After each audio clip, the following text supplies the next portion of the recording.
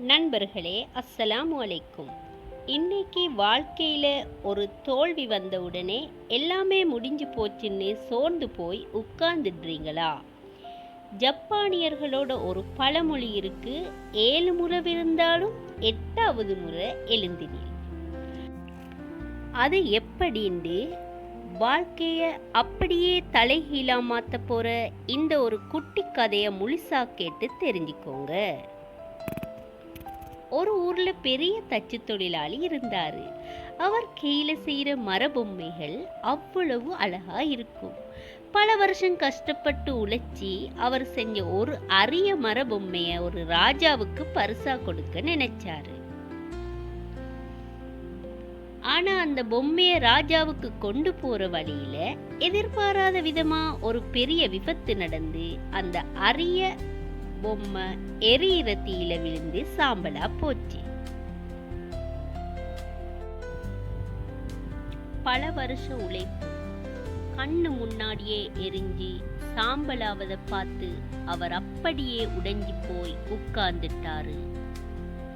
எல்லாமே போச்சு, என் வாழ்க்கையே முடிஞ்சு போச்சுன்னு அழுதாரு.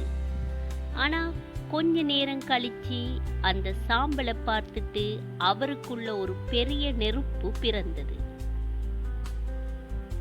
அவர் யோசிச்சாரு, என் உழைப்பு எரிஞ்சு போயிருக்கலாம், ஆனா இந்த பொம்மையை செஞ்ச என் கைகளும் என் திறமையும் இன்னமும் என்கிட்டத்தான் இருக்கு. அவ்வளவுதான். அவர் அந்த சாம்பலை உதறிட்டு எந்திரிச்சாரு. மறுபடியும் உழைக்க ஆரம்பிச்சாரு. இப்போ முன்ன விட இன்னும் அழகா இன்னும் பிரம்மாண்டமா அதே பொம்மையை செஞ்சாரு. அது ராஜாவுக்கு கொடுத்தப்போ ராஜா வியந்து போய் அவருக்கு பெரிய பரிசுகளை கொடுத்தாரு. நண்பர்களே, ஜப்பானியர்கள் இதைத்தான் கின்சுகி அப்படின்னு சொல்லுவாங்க. அதாவது ஒரு உடைந்த களிமண் பாத்திரத்தை தங்கத்தை கொண்டு ஒட்டி அதை முன்ன விட இன்னும் அழகா மாத்துறது. உங்க வாழ்க்கையில வர்ற தோல்விகள் உங்க உடைஞ்சு போன தழும்புகள் கிடையாது, அது உங்களை தங்கமா மாத்துற ஒரு வாய்ப்பு. தோல்வி வரும்போது ஓடாதீங்க, உங்களுக்குள்ள இருக்கிற திறமைய நம்புங்க.